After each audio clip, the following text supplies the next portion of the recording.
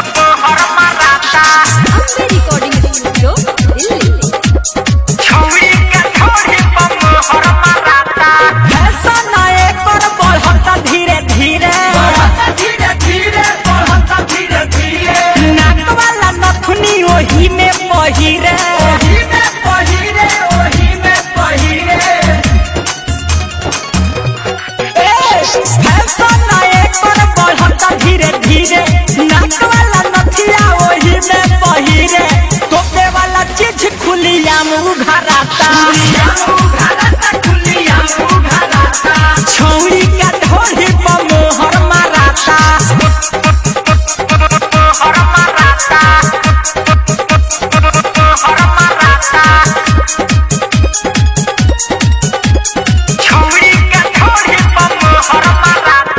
मन करे जकरा उले देला मजा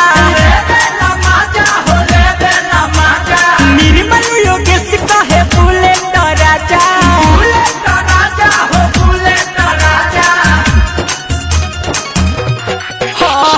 मन करे जकरा उले देला मजा निर्मल योगेश कहे बुलेट राजा ऊपरे ऊपर मासु जितवन खाता